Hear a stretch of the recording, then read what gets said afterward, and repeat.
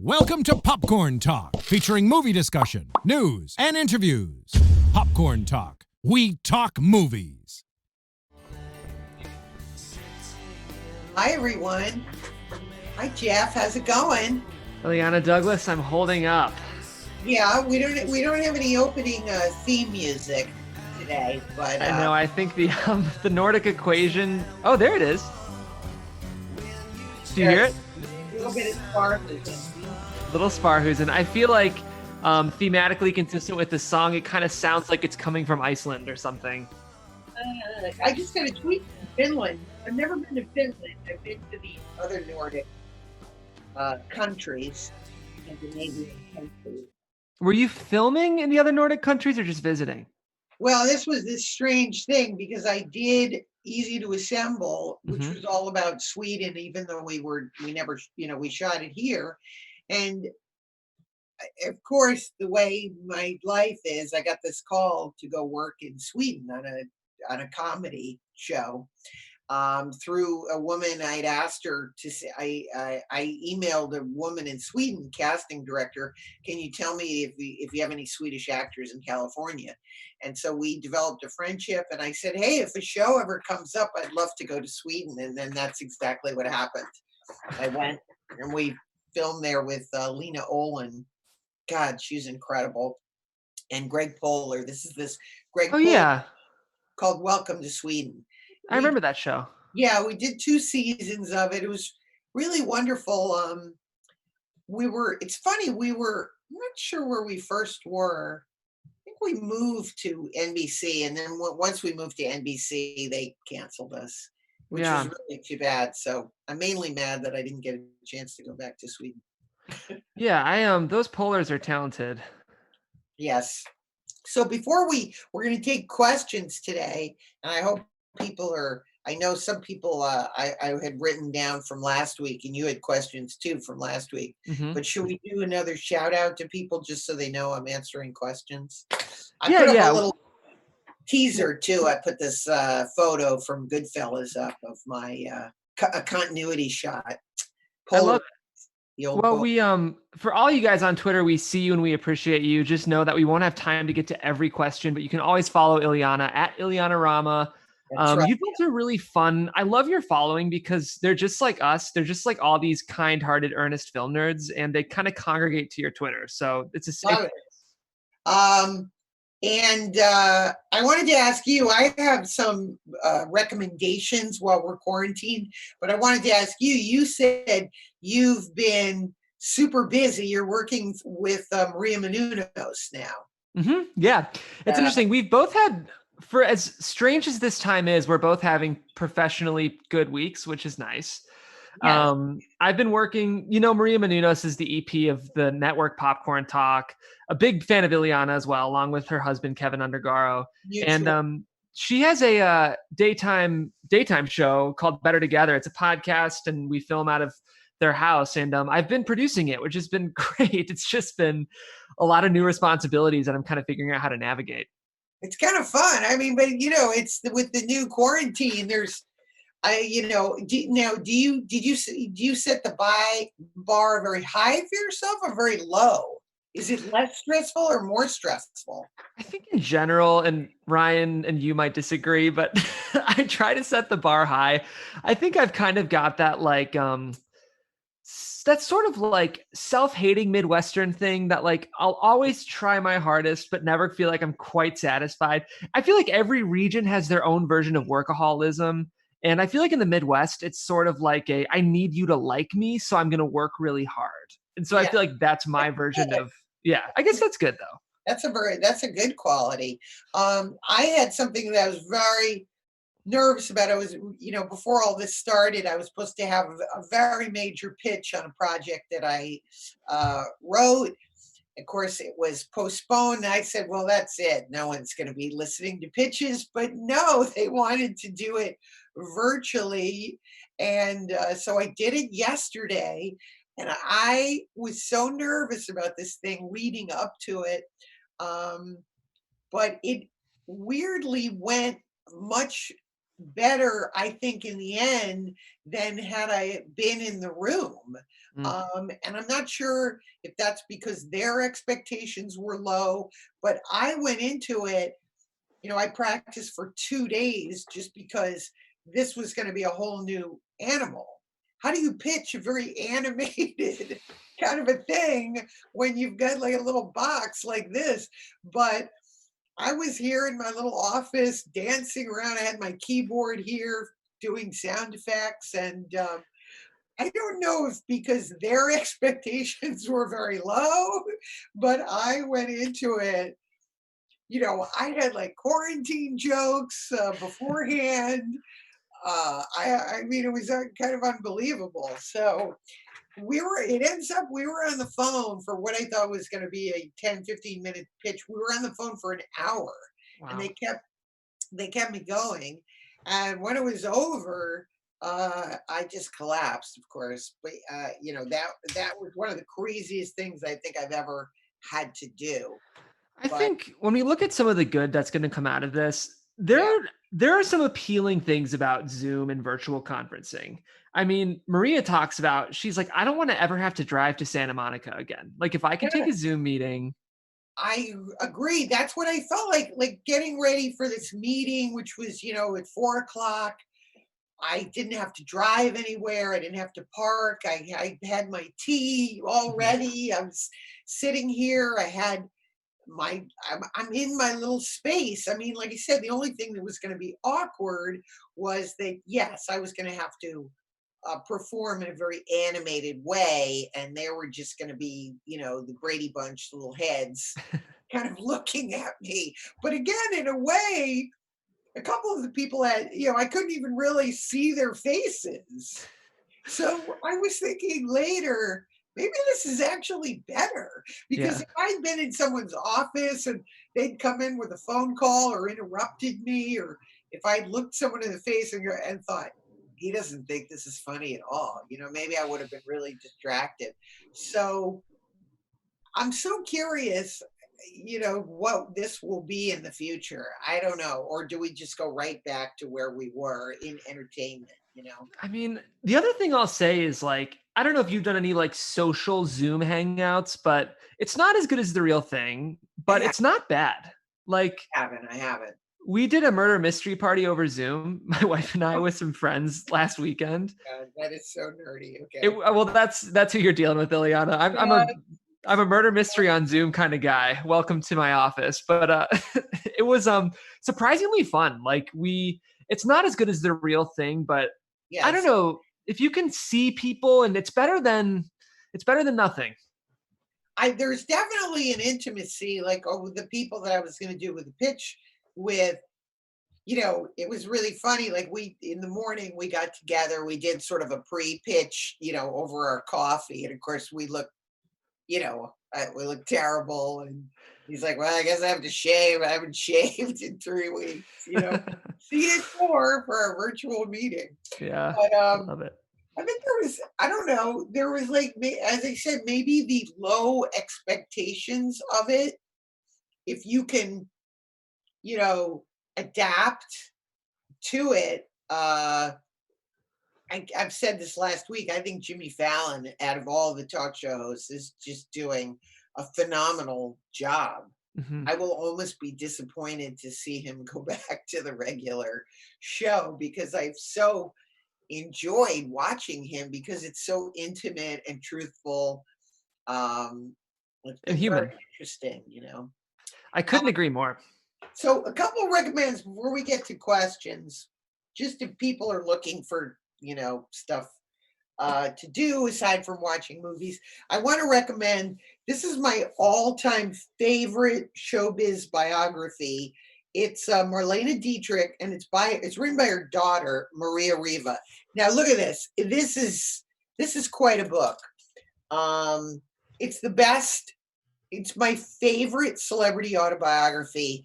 And I don't know why it's never been made into a mini series. I know it would take quite a lot, but Marlene Dietrich for me is one of the most fascinating movie stars, she kind of created this persona, obviously influenced people like Lady Gaga, Madonna, all sorts of people.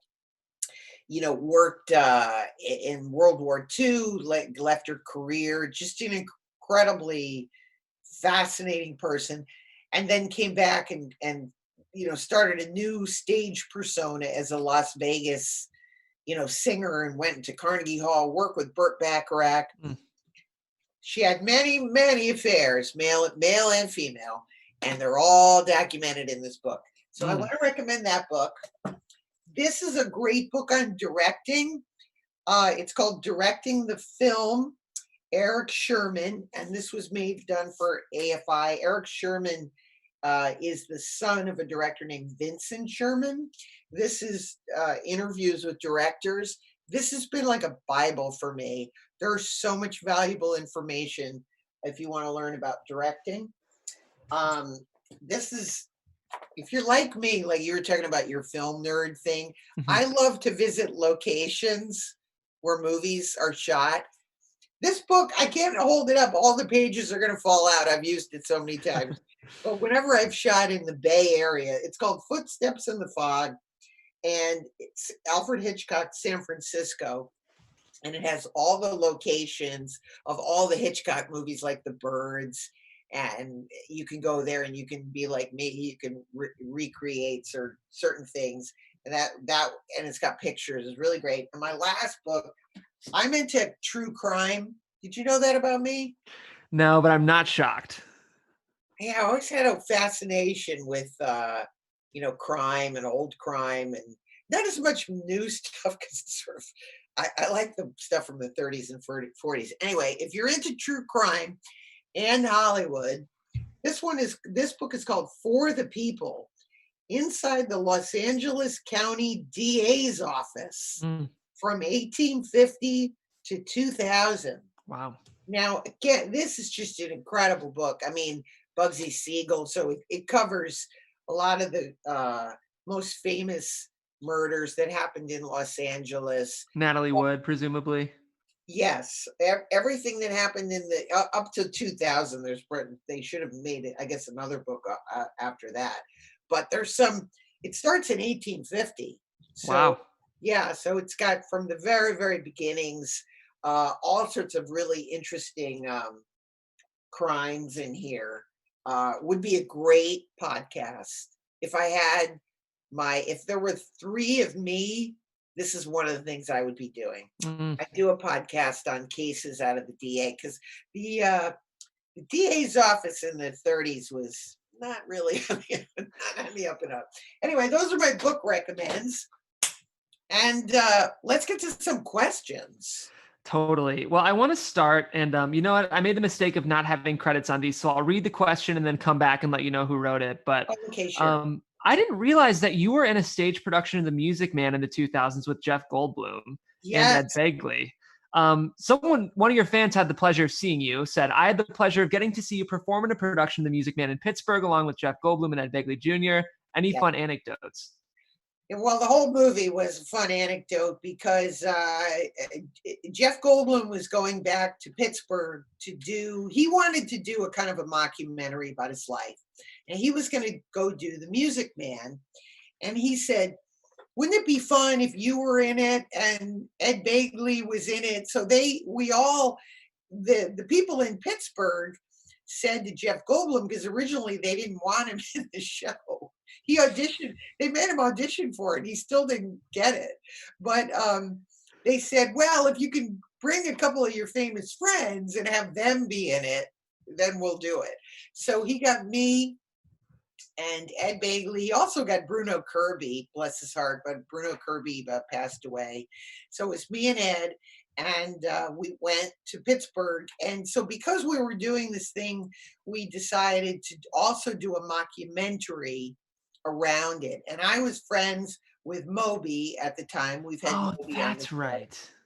And I asked Moby to be in it. So we all had to create kind of fictional reasons as to why we were in Pittsburgh. And so if people want to watch that show with Moby, he talks a little bit about how I got him into into Pittsburgh. But so we went and we did the Music Man, and it was one of the great experiences of my life doing that show. I'll tell you one funny anecdote. We went, we while we were there, as part of the filming of this thing, we, we were doing, the people in the show thought we were making fun of them, which we weren't at all. Like, but you know how rumors get started. They thought that we were doing like a mockumentary about how retarded people who do musical theater are and how lame it is. And I was thinking, like, what a weird rumor to start, like we're anti musical theater. But it was a complete blast. My other anecdote is that Ed Begley routinely would forget to come on. He's so busy. He's like the busiest man in show business. So he would oftentimes be off stage, working on his little computer or something. And he had this I played the mayor. He's Mayor Shin, and I play his wife. And Ed, one night, he forgot to come on. And we were all doing like really bad ham acting, like, I wonder what's taking the mayor so long, And cut to Ed realizing it. And of course, here we are, all real professional. But Ed Begley comes on as if he's, in high school, like, it was the worst kind of acting you ever saw. But for those people who saw the show, my God, was it a special experience. It was really great. Getting to have that experience with Jeff Goldblum, who I adore, was probably one of the highlights, I would say, of my entire career. Really. It was so much fun to do summer theater and to work in Pittsburgh and do a genuine bus and truck show. So thanks for asking. Anything about Jeff Goldblum that we wouldn't know? Well, I would say, it's great he's doing the show. But I would say that that's probably the biggest thing. I think some people know that he plays music, but I don't know if people know that he's a wonderful dancer. So he's he's a very, very good dancer.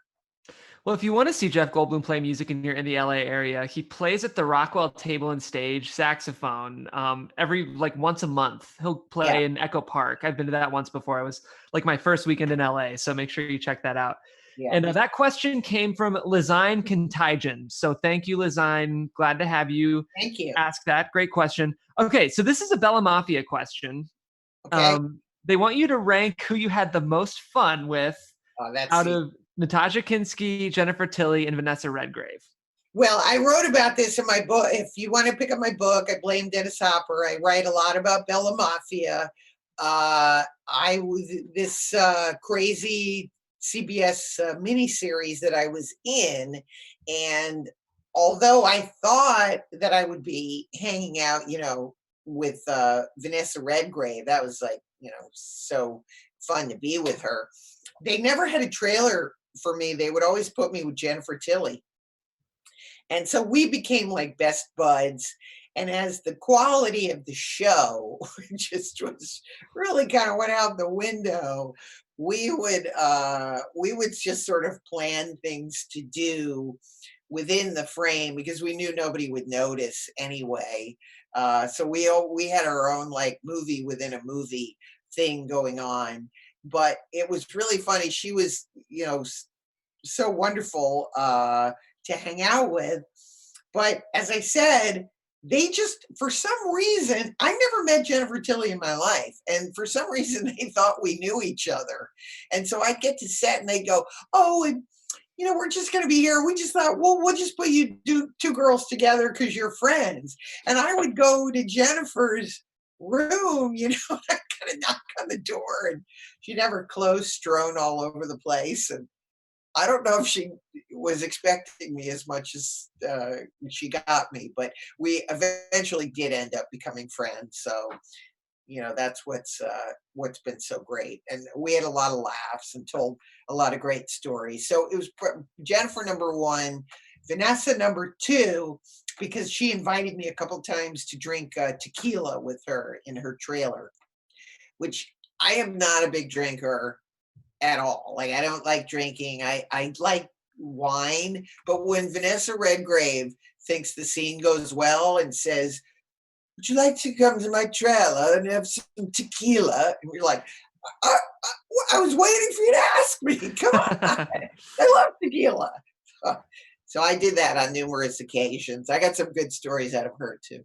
Well, that's great. That question came from Bad Poems with a Z. So thanks for sending that. This is an interesting question that I'm excited about too. So when I was about maybe 12, 13 years old, I went to Disney World and rode a roller coaster called Rock and Roller Coaster starring Aerosmith. Yes. And I'm just now remembering that you star in that little pre-intro package as well. Can you talk about like how you got involved with that and what it's like to film a roller coaster, like Disney pre-intro thing? Oh my God. Okay. This is almost fascinating to me. And a few years ago, I know Disney contacted me to go to the archives, and they actually interviewed me about this. And what is so fascinating, I don't know why they chose me. The only thing that I can think of is that this is when I was doing the Drew Carey show. And I believe that Drew Carey had done a Disney, one of the pre stories before a ride.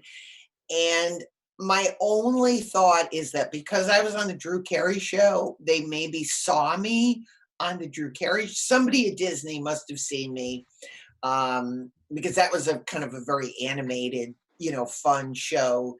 Because it was when I was on Drew Carey that they called me and asked me to do this thing. And I couldn't believe it, because Aerosmith was the first concert I ever saw when I was a kid. I was obsessed with Aerosmith. My God, they were like my whole childhood. So I was so excited to go do this thing. But as I've said, and I've told, the story many times before, getting through the day. And then the other sort of funny, weird thing is that Ken Marino is in it. He plays, Ken Marino is at the keyboard, and we had to work on this special set because it was like 130 degrees. They had these special lights, and Ken had to wear special glasses. They actually told him so he wouldn't go blind, because they had lights underneath. And we had to do this thing. It was like 3 minutes or something, and we had to do it all in one take. You couldn't mess up. And not one of the guys from Aerosmith could ever get through. They'd be talking, and then I would come in, and then they'd say, hey, well, we'll ask our line. And I'd be like, oh my God, manager, I'm the manager. But I found myself actually getting into a managerial role with them. I mean, I couldn't believe, first of all, they're very nice and down to earth. They were all amazing guys, super nice. And years later, when brother had cancer, they were doing a concert in Connecticut, and they sent me tickets, and I went with my brother to the show. And afterwards, they gave him memorabilia, signed memorabilia. I mean, they are really just the nicest guys in the world. But I had an absolute blast hanging out with them. The hardest part was that when we shot it, the ride hadn't been created. And so once the ride was created, we had to go down and ride. I had to go down and ride the ride. And I got very, very ill. I am not a good roller coaster person. Roller coasters in the night, even worse. Yeah. Oh yeah. And that ride it's intense. It's not for the faint of heart. So super interesting. Okay. Did Melvin ever, so Melvin, your grandfather, did he ever share any thoughts or recollections about working with Joan Crawford or about her as a person? Yes. He did like 3 films with Joan Crawford, and I believe that, they actually got along pretty well. I mean, I think that the only thing that he said he made, there was a joke. I forgot which film they were doing, but Diane Baker told me this story. Diane Baker's an actress, very close friends with my grandfather, but that Joan Crawford started somewhere in her career kind of putting on airs and acting like a movie star and coming late to set. And he said that one day, I guess she came late. She came a couple hours late to set. They were all waiting for her, and she had an entire entourage with her. And so my grandfather, to kind of make fun of her, poke fun at her, the next day got a bunch of people, crew guys and everything, to dress up and pretend they were his entourage, and everybody started laughing, and I guess the point was put across, and then she never came to set late again. There you go. Yeah. I love that. And just so I can credit, Steve Cummings Jones asked about Rock and Roller Coaster, which is great. And the Joan Crawford question comes from Chris Magenta. So thank you to both of you for being fans of the show. I might know the answer to this one, but I'm curious, what is the most bizarre film you've ever been in? And what is personally your favorite kind of bizarre cult film? Well, yes, the most bizarre film is the one that I was in. I'm blanking, that we made fun of the trailer that I've never. Snake something. No, there's snakes in it. Flypaper.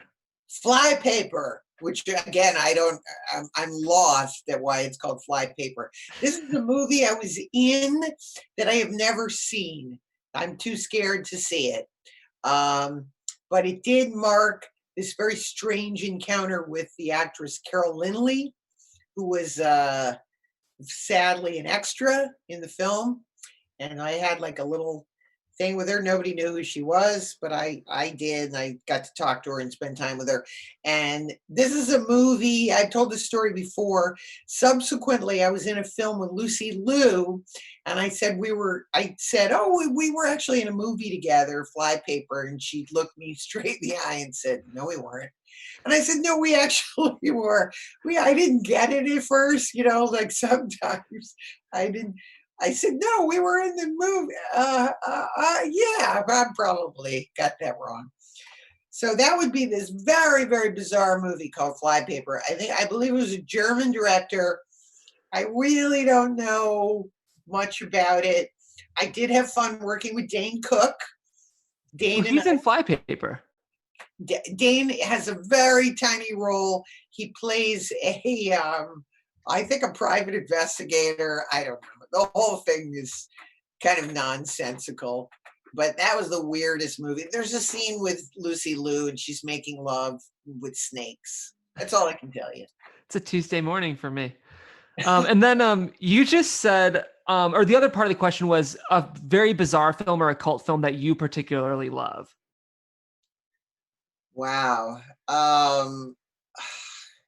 Well, if you're going into, like good, bad, like that kind of thing, I would say probably this, I love this movie called The Oscar with Stephen Boyd, which is really like good, bad. But I'm trying to think, the Naked Kiss is a very kind of weird detour. I mean, I'm thinking more along that lines. I don't know if they mean horror films. Well, I'm wondering, I have to ask because Ryan and I are both obsessed with a movie that James Franco recently made fun of in The Disaster Artist. Have you seen the original movie, The Room, with Tommy Wiseau? No, I've never seen it. And it did, I thought that the Disaster Artist was quite good. So obviously you didn't have to see the movie. I mean, I remember seeing the billboards and all of that. But I don't know if I'd have to see the movie. I was trying to think of like other horror movies that are obscure. I like early Lynch. I don't know if you've seen like Eraserhead or any of his early stuff. How you feel about it? Yeah, I'm not a fan. Isn't that funny? I'm not a fan of Eraserhead. I've tried to watch it. Just a little bit too weird for me personally. I love The Elephant Man. Oh my God. Although it's so hard to watch, because it's so sad, but that's an incredible movie. But I'll have nightmares if I with some of these, kind of these cult films. It's interesting with Lynch because I also love The Elephant Man, and some of his esoteric stuff is a little tough for me. Like, I don't love Mulholland like other people. I don't love Yeah. Inland Empire like other people, but I think Elephant Man is kind of a masterpiece. And it Oh, yeah. makes me want to see him direct something a little more conventional because he's a great director. I totally agree. I feel the same way. I know others maybe wouldn't agree, but it would be nice to take some of the strangeness and then formalize it in a Mhm. way. And that's such an interesting film because, he had a partnership with Mel Brooks. Mel Brooks was the one who had kind of discovered him and made him the director, and he was really working within a studio environment. So I don't know, he is very much an artist and has put out art books too. So if he wants to be out there, I guess he can. Frank Wells just popped in our chat, which is kind of fun. First of all, he tongue-in-cheek joked that I see you guys are late. You can't blame it on traffic this time, which is fair. Thank you, Frank. And then he said, Illeana, can you recall the first time you saw your grandfather in a movie or on TV? And same question for yourself, seeing yourself on the big screen. I think the very first time I saw my grandfather on TV was in this movie, and they never show it. It was in rotation quite a bit when I was a kid. It's a Glenn Ford movie called Advance to the Rear. And man, I thought that was like the funniest thing. I think it's a precursor actually to F Troop. Mm, They're all, it's like a Civil War comedy with Stella Stevens, Glenn Ford, and my grandfather. And at one point, my grandfather's like somehow is, I don't know, sliding, they do something silly with a film, reverse it, and he's sliding down a hill backwards. And interesting. when I was 5, I thought that was about the funniest thing I could think of. So I probably saw that, and then probably Ninotchka. Probably saw Ninotchka on TV. But then as I got older, I was trying to think of the movie theater. The first ones that I saw with him, if Being There was before The Tenant, may even be like Being There or something like that on the Mm. because everything else I was a little bit too young to see. I remember seeing The Tenant in the movie theater and just like almost laughing because it was it was so hard. It was a horror movie, but because I knew my grandfather was in it, I was almost laughing like at everything he was doing. I'm sure. And then related, the first time you saw yourself, what was that experience like? Oh God, I'm one of these strange people. People say they hate looking at themselves on screen. I'm fascinated with looking myself on screen. I'll see certain things I don't like, I say, oh, geez, I wish I hadn't done that, or that looks strange. But I'm kind of fascinated by maybe that's the director part of me. Yeah. I'm studying something that I'm doing. I don't look so much, at the flaws or this or that. I'll see something maybe to work on. Say, oh, I wish you'd done that. But that would have been I did this tiny little part in this movie called Hello Again, because when I worked for this film publicist, we shared offices with Frank Perry, the director, the wonderful director Frank Perry, and they had forgot to cast a role, and he came over to my desk and said, "You're an actress, right?" And I said, "Yes, Frank, I'm an actress who answers the phones." And he said, "No, I may have a part for you." And he said, "Can you come in my office and do a monologue?" And what's crazy is that I had a monologue. So I always have a monologue just in case. So I went in he was old school, I went in his office and I did a monologue, and he said, "Do you have anything else?" And I think I pulled out something out of my hat that I had. He said, "Fine." And he put me in the car, and we went down, and I yelled at Shelley Long, and that was my first time on screen. And I remember seeing myself on screen and going, "Oh my God, my posture is terrible," because I had a baby carriage in the scene. I only had like one line, very, I just had to yell at Shelley Long.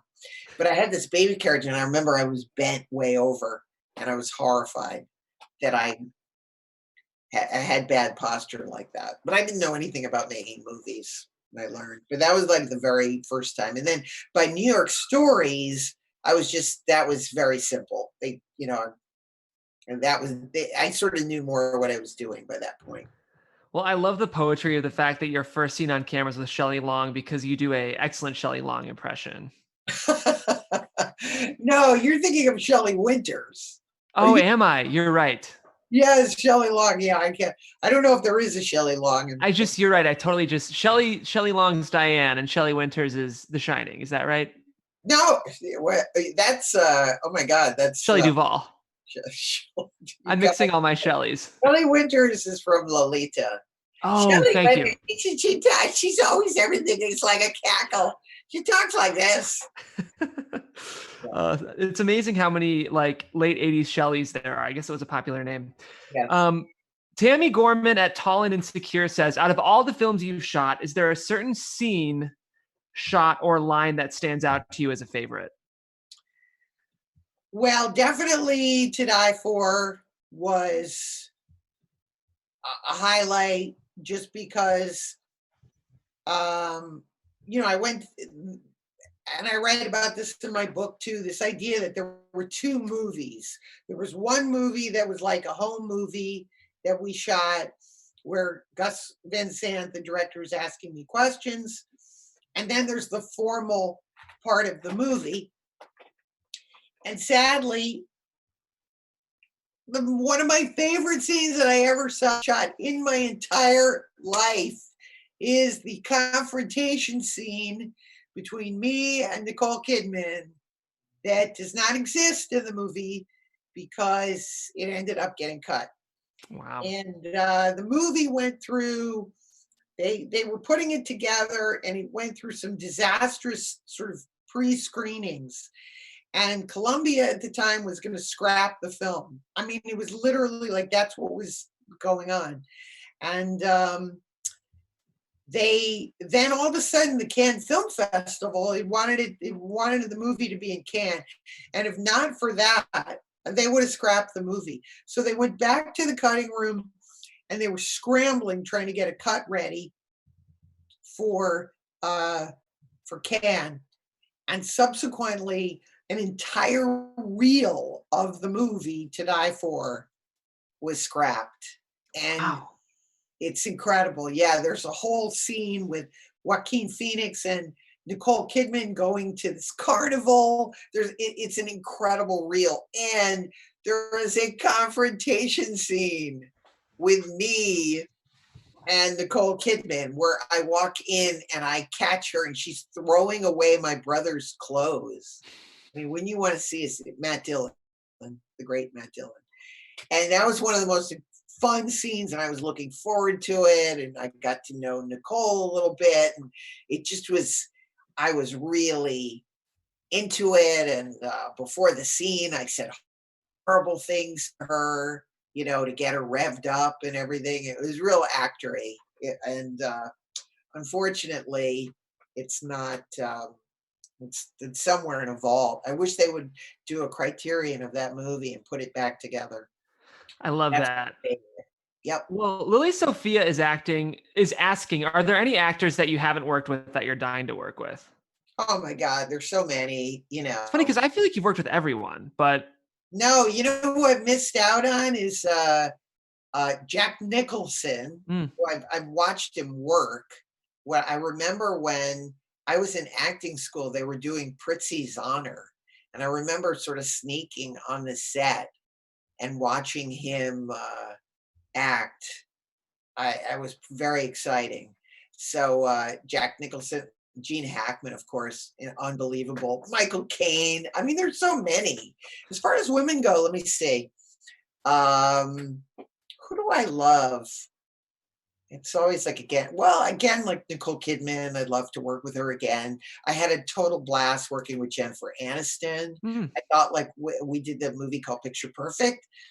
And I thought we had really kind of fun chemistry. working in that film.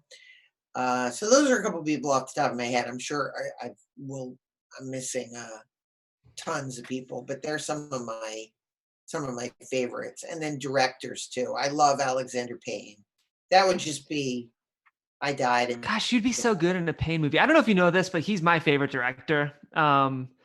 It's funny. I look at Sideways was one of the movies that kind of got me into like cinema. I think that movie's a masterpiece, but even like Nebraska, I think that movie's wonderful. And when I think of like your on-camera presence, I think you'd be great in an Alexander Payne movie, actually. Well, since I was actually offered a part in the movie Election, it was a very small part. I think I'm playing Matthew Broderick's wife. It's been many years since that. And of all the things, I had a conflict. I don't remember what I was doing, but I couldn't do it. And I've never had a chance. I auditioned for a TV pilot that he was directing, and it got down between me and another girl. The other girl got it, and I was disappointed about that. But yeah, he's amazing. I'd love to work with him.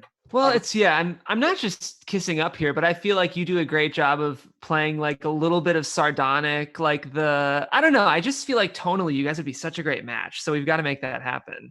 Yeah, I would love that. Believe me, I would love that. And I love too, I forgot, I said under my breath, of course, I idolize Albert Brooks, and I've got to meet him a couple times and talk to him. And I feel like anything I've ever done in comedy, I owe a lot to him, because his everything he did early on really influenced me. You mentioned Gus Van Sant quickly, and I forgot you two work together. He seems like he'd be such a dark, I mean, like his movies, what's he like is I guess the short question I'm trying to ask. He is, great to work with. I think that the only thing, he's very quiet. Like when I first met him, he's very shy, and I'm very kind of loud and boisterous, and like to ask people a lot of questions and everything. But I'm very respectful. The minute I meet someone, I go, okay, they're a quiet person, cool, kind of cool it. But so Gus is very much that way. He's quiet. He observes quite a bit, and then comes up with his kind of yay or nay. Like some people are very communicative, and he's quieter in a way. So it was just understanding his rhythm of that. And I keep plugging my book, but as I said, I write a lot about him in my book. I was such a fan of My Own Private Idaho and the other Drugstore Cowboy. Oh my God, I was blown when I saw Drugstore Cowboy early on. That movie for me, I just was blown away. That I just thought, I want to be in a movie like this. I just thought it was incredible. And just to get a chance to work with him in a film was really have his indie vibe, it was great. Love it. Well, we only have time for one more, so I'm going to gas you up. Okay. Here we go. Scott McEwen at Scotty Boy says, how do you stay so beautiful? What's your regimen? I'm serious. Well, Scott, it's my tea. No, I think the only thing is that my only regimen, aside from that I don't smoke or anything, is I do dance class 4 days a week. Now, unfortunately, because of this, I'm doing a lot of these online dance classes, which I find very challenging to do in your living room, but I'm doing it. And I would say that is probably my number one thing mentally and physically is to try to dance and exercise and ride my bike. That's about all I can think of to say. But thank you for the compliment. I love it. We unfortunately are out of time, but I think this is something we should do once every 2-3 months. It's really fun to hear from your fans and we can even take some call-ins and Yeah, Yeah, this has been so much fun. I want to hear if people read some of the books that I've recommended. Great film I saw this week, a film noir that was recommended to me by Alan K. Rhodey. He's on Twitter. Trapped, one of the first big starring roles of Lloyd Bridges, and that was a really interesting film. I liked it quite a bit. Trapped. Love it. Okay. Well, I think we'll be here next week. And if we can, Illeana, we should put our brains together and see if we can get a guest in. Do his little Zoom in. I think it's so funny. Like, we're not self-conscious, but some people are a little self-conscious about being on camera or maybe showing their house or something. I don't know. Interesting. Well, we'll see. We may or may not be having a show next week, but we'll keep you guys posted. And in the meantime, make sure y'all are taking care of yourselves. Thank you. Yeah. And any other thoughts, Illeana? Anything before we go? No, just I appreciate all the questions, and this too shall pass, and it's a reflective time. My thoughts and prayers obviously go out to anyone in New York City. It's really sad what is going on there, and it's just an incredible city. So hopefully we will see the other side of this very, very soon. I think so. Well, a little bit of good news. A lot of people are saying that we're actually doing a great job social distancing overall. And the projected numbers that were assumed are higher than what will probably actually happen because people are following protocol. So that's good. Yeah. So that's good. So everybody stay inside and, don't fight with each other. I'm going to put my scarf on now and be like a bon vivant and say goodbye. All right. Just let us know. Everyone's life is like a movie, right? Everyone's life is like a movie with a beginning, a middle, and an end. This is the end of our movie for today. I'll see you soon, Jeff. See you soon, everybody. From producers Maria Menounos, Kevin Undergaro, and the entire Popcorn Talk Network, we would like to thank you for tuning in. For questions or comments, be sure to visit popcorntalk.com. I'm Sir Richard Wentworth, and this has been a presentation of the Popcorn Talk Network.